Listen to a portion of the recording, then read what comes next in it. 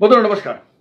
দেশের নির্বাচন কমিশন কি এখন এবার এসআইআর কে কেন্দ্র করে সুপ্রিম কোর্টের বিরুদ্ধে যাবে? অর্থাৎ আগামী দিনে কি দেশে নির্বাচন কমিশন বনাম সুপ্রিম কোর্ট কোনো আমরা আইনি লড়াই দেখতে পাবো?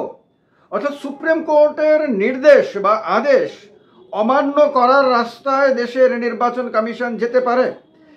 হঠাৎ করে এই বিষয়টা কেন আলোচনার মধ্যে উঠে এসেছে এই কারণে যে নির্বাচন কমিশনের তরফে সুপ্রিম কোর্টে একটি এফিডেভিট দাখিল করে বলা হয়েছে যে সুপ্রিম কোর্ট নির্বাচন কমিশনের কাজে হস্তক্ষেপ করতে পারে না। এসআইআর এর ব্যাপারে নির্বাচন কমিশন কখন এসআইআর করবে সেটা তার নিজের কাজের অগ্রাধিকার। এর জন্য তাকে সংবিধান এবং রিপ্রেজেন্টেশন অফ পিপল অ্যাক্ট তাকে অধিকার দিয়েছে। তার এই অধিকারে আদালত হস্তক্ষেপ করতে পারে না। হঠাৎ করে নির্বাচন কমিশন কেন সুপ্রিম কোর্টকে এই কথাটা বলল? তার মানে কি নির্বাচন কমিশন আশঙ্কা করছে যে এসআইআর প্রক্রিয়া যেটা বিহারের পরে এখন একসঙ্গে সারা দেশে করার জন্য ইলেকশন কমিশন উদ্যোগ নিয়েছে, দেশের সুপ্রিম কোর্ট সেটাকে আটকে দিতে পারে। অর্থাৎ সুপ্রিম কোর্টে বিরোধী রাজনৈতিক দলগুলো যদি নির্বাচন কমিশনের এই সিদ্ধান্তকে চ্যালেঞ্জ জানায় এবং তারা যদি এস্টাবলিশ করতে পারে যে একসঙ্গে সারা দেশে এসআইআর করা হলে তার ফলে কি কি জটিলতা দেখা দেবে এবং পুরো ব্যবস্থাতে সাধারণ মানুষের জন্য কতটা অসুবিধা হবে এবং কেন একই সঙ্গে সারা দেশে এই মুহূর্তে আপনার ভোটার তালিকার বিশেষ নিবিড় সমীক্ষার দরকার নেই, সেটা তারা যদি বোঝাতে পারে এবং সুপ্রিম কোর্ট যদি সন্তুষ্ট হয় এবং নির্বাচন কমিশনকে যদি বলে যে তুমি একসঙ্গে না করে তুমি যে যে রাজ্যে নির্বাচন আসছে সেই রাজ্যে তুমি করো, তাহলে সমস্যা হয়ে যাবে। তাহলে এই কারণেই কি ইলেকশন কমিশন এটা করেছে, এ কথা বলেছে? তার মানে ইলেকশন কমিশনের একটা অ্যাটিটিউড বোঝা যাচ্ছে যে সে হয়তো সুপ্রিম কোর্টের আদেশ অমান্য করতে পারে, সে হয়তো সুপ্রিম কোর্ট যদি না করে থাকে তাহলেও সে করার ব্যাপারে সিদ্ধান্ত নিতে পারে, এরকম একটা আশঙ্কা অনেকে করতে শুরু করেছে। এখন কথা হলো যে ইলেকশন কমিশন হঠাৎ করে কেন এরকম অ্যাডামেন্ট হয়ে গেল, কেন এরকম জিদ করছে? আমরা দেখেছি যে আধার কার্ডকে আপনার এসআইআর অন্তর্ভুক্ত করার জন্য সুপ্রিম কোর্টের বারবার বলা সত্ত্বেও আপনার ইলেকশন কমিশন তা করছিল না, বিএলওদেরকে নির্দেশ দিচ্ছিল না, সাধারণ মানুষের তরফ থেকে আবেদনপত্র বিএলওরা গ্রহণ করছিল না। এর ফলে নানান সমস্যা দেখা দিচ্ছিল, অসংখ্য না লক্ষ লক্ষ মানুষ এর ফলে বঞ্চিত হচ্ছিল। তারপরে সুপ্রিম কোর্ট একেবারে সরাসরি 12 নম্বর ডকুমেন্ট হিসেবে আধার কার্ডকে অন্তর্ভুক্ত করার জন্য সরাসরি আদেশে যখন লিখে দেয় তখন বাধ্য হয়ে নোটিফিকেশন জারি করতে হয়েছে।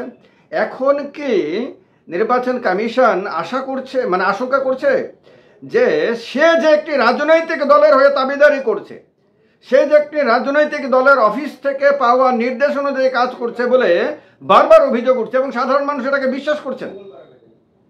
সাধারণ মানুষ মনে করছে যে আমাদের দেশের নির্বাচন কমিশন এখন আর রেফারির মতো নিরপেক্ষ না, সে একটা রাজনৈতিক দলের এজেন্টের মতন কাজ করছে। সে একটা রাজনৈতিক দলকে যে কোনো মূল্যে তাকে জেতাতেই হবে, যত ধরনেরই আপনার অপকর্ম করেই হোক না কেন একটা দলকে তাকে জেতাতেই হবে, এটা তার জন্য যেন বড় দায়িত্ব হয়ে গেছে। এবং এই কারণে সে ওই রাজনৈতিক দলের অফিস থেকে তাকে কোনো ধরনের অলিখিত নির্দেশ দিলে সেইটাকে পালন করার জন্য সে এমনভাবে আটঘাট বেঁধে নেমে পড়ে যে তার কাছে তখন আর অন্য কোনো আদালতের নির্দেশ তার কাছে গুরুত্বপূর্ণ মনে হয় না, তার কাছে তার সাংবিধানিক পবিত্রতা গুরুত্বপূর্ণ মনে হয় না, তার কাছে তখন আইন তাকে কি ধরনের ভূমিকা পালন করার জন্য তাকে দায়িত্ব দিয়েছে সেটা তার কাছে তখন পাত্তা পায় না। এইরকম একটা অবস্থাতে আপনার এই এফিডেভিটটা অনেক প্রশ্নের জন্ম দিয়েছে। কারণ আপনারা সবাই জানেন যে 10 সেপ্টেম্বর ইলেকশন কমিশন সব রাজ্যের সিইওদেরকে নিয়ে মিটিং করে নিয়েছে। সে সবাইকে বলে দিয়েছে যে এসআইআর এর আগের যে প্রস্তুতিমূলক কাজগুলো, সেই কাজগুলো যাতে সবগুলো রাজ্যে যাতে শুরু করা হয়, এবং সব রাজ্যেই সিইওরা, চিফ ইলেকটোরাল অফিসাররা আপনার এসআইআর এর জন্য প্রস্তুতি নিয়েছে। কিন্তু এই অবস্থাতে প্রশ্ন উঠেছে বারবারই যে একসাথে কেন দেশে এসআইআর করতে হবে? এই মুহূর্তে তো দেশে লোকসভা নির্বাচন না। একসাথে করার হলে লোকসভা নির্বাচনের আগে কেন করা হয়নি? তখন তো সারা দেশে একসাথে নির্বাচন। লোকসভা নির্বাচন মানে কি সবগুলো রাজ্যে, সবগুলো কেন্দ্রশাসিত অঞ্চলে, সব জায়গাতে একসাথে হয়েছে। কিন্তু এখন তো বিধানসভা নির্বাচন একসাথে হবে না সব রাজ্যে। কোনো রাজ্যে আজকে থেকে 2-3 মাসের মধ্যে হবে, কোনো রাজ্যে হয়তো 5-7 মাস পরে হবে, কোনো রাজ্যে হয়তো 1 বছর পরে হবে, কোনো রাজ্যে 1.5 বছর পরে, কোনো রাজ্যে 2 বছর পরে। তো সবগুলো রাজ্যে একসাথে এসআইআর এই মুহূর্তে করার কি প্রয়োজনীয়তা দেখা দিল? এর পেছনে কি কোনো বিশেষ কোনো রাজনৈতিক উদ্দেশ্য নেই? এর পেছনে কি কোনো বিশেষ ধরনের মানে কুচিন্তা ভাবনা নেই? এবং এইটা কি দেশের গণতন্ত্রের জন্য খুব একটা ভালো হবে? তো তার কারণে ইলেকশন কমিশন আগে থেকেই টেনশনে পড়ে গেছে।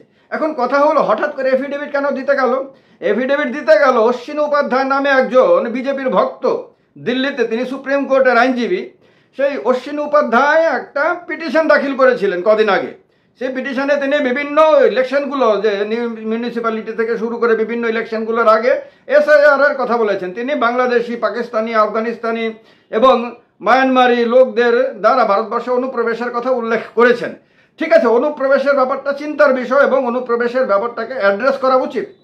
এটা দেশের যে হোম মিনিস্ট্রি আছে, স্বরাষ্ট্র মন্ত্রক আছে, তার এটা নিয়মিত কাজ। দেশে যাতে অনুপ্রবেশ না হয় এবং অনুপ্রবেশকারী যদি কেউ মানে দেশের ভেতরে যদি ঢুকে থাকে, তাহলে তাকে কিভাবে আইডেন্টিফাই করে, ডিটেক্ট করে, তাকে ডিটেইন করে, তাকে ডিপোর্ট করা, এগুলো তো তার রেগুলার কাজের মধ্যে পড়ে। তো এখন আমাদের দেশের স্বরাষ্ট্র মন্ত্রক তার দায়িত্ব ঠিকমতো পালন করছে বলে কেউ মনে করছে না এখন। তার কারণেই তারা কলকাতাতে মমতা ব্যানার্জিকে হারানোর কথা বলছে বর্ডারে অনুপ্রবেশ বন্ধ করার জন্য। তো এই কথাগুলো থেকে বোঝা যায় যে তারা অক্ষম, তাদের কাছে সেই যোগ্যতা নাই যে দেশের যে পুরো ব্যবস্থাটা রয়েছে সেই ব্যবস্থাটাকে সঠিকভাবে কাজে লাগিয়ে দেশে যাতে অন্য দেশের মানুষ অবৈধভাবে ঢুকতে না পারে এটা নিশ্চিত করতে। তো তাদের অযোগ্যতার দায় তারা তাদের যারা বিরোধী দল তাদের ওপর চাপাচ্ছে।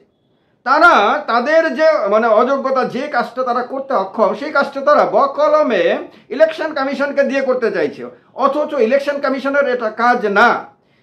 তো এবার এই যে মানে উদ্দেশ্য, এই উদ্দেশ্যেরই একটা অংশ হিসেবে অনেকে মনে করছেন অশ্বিনী উপাধ্যায়কে দিয়ে পিটিশন দাখিল করানো হয়েছিল, অর্থাৎ এটা বিজেপি থেকেই করানো হয়েছে বলে মানুষের ধারণা, এবং বিজেপির নির্দেশে ইলেকশন কমিশন থেকে এরকম এফিডেভিট দেওয়ানো হয়েছে, যাতে ইলেকশন কমিশন আগে থেকেই সুপ্রিম কোর্টকে বুঝিয়ে দেয় এটা তোমার অধিকার ক্ষেত্র না, এই এসআইআর এর ব্যাপারে তুমি আমাকে কোনো আদেশ দিতে পারো না, এটা তোমার দখল দেওয়ার মতন জায়গা না, এটা আমাকে সংবিধান অধিকার দিয়েছে, আমাকে আইন অধিকার দিয়েছে, সুতরাং এটা আমি করবো, আমার যখন ইচ্ছা তখন করবো, যেভাবে খুশি সেভাবে করবো।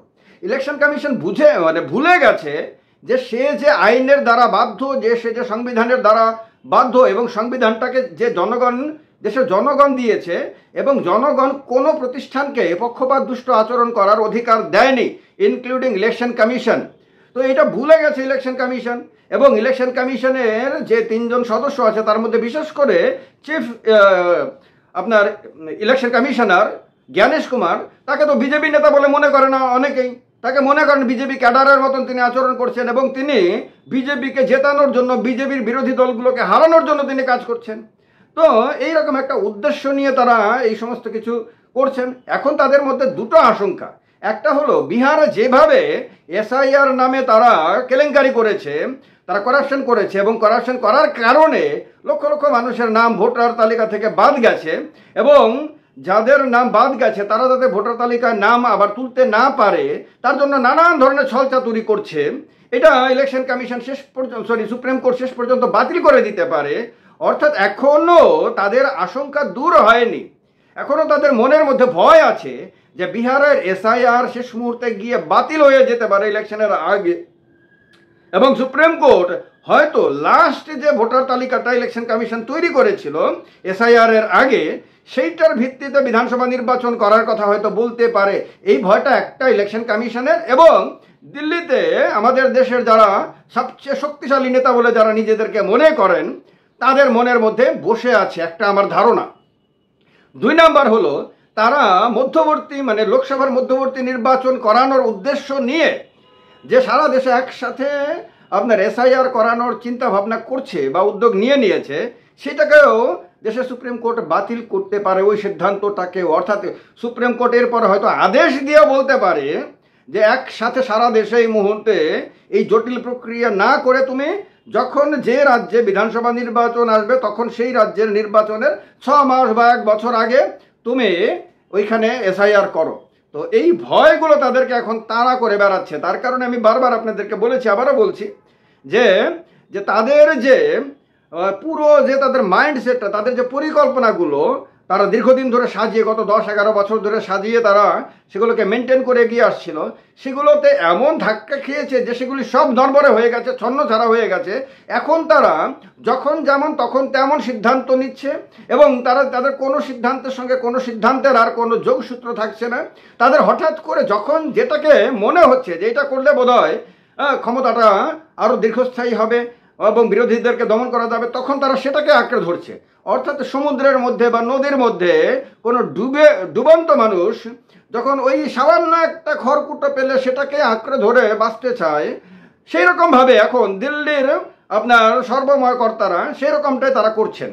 তো এইটা কেন হয়? এটা হয় এই কারণে যে যখন ক্ষমতা থাকে তখন যদি ক্ষমতার অহংকার কারোর মাথার মধ্যে চেপে বসে, তাহলে প্রকৃতির সাধারণ নিয়মেই একটা সময় তার এই দুরবস্থার সম্মুখীন হতে হয়। আমাদের দেশের শাসক গোষ্ঠী এবং তাদের যারা তাবেদারি করছে, ইনক্লুডিং ইলেকশন কমিশন, তাদের মাথার মধ্যে এখন সেই ভয়, সেই আশঙ্কা, সেই আতঙ্ক এমনভাবে চেপে বসেছে যে তারা তার থেকে বের হতে পারছে না। তার কারণে তারা নিত্য নতুন ছল চাতুরির রাস্তা বার করছে, কিন্তু সেগুলো আপনার ধোপে টিকছে না। ফলে তাদের আগামী দিনে সংকট কমবে না, বাড়তেই থাকবে। ভিডিওটা ভালো লাগে থাকলে, সঠিক বলে মনে হলে লাইক করে দিয়ে শেয়ার করে দেবেন। চ্যানেলটাকে সাবস্ক্রাইব না করে থাকলে সাবস্ক্রাইব করে সঙ্গে থাকবেন। ভালো থাকবেন। জয় হিন্দ, বন্দে মাতরম।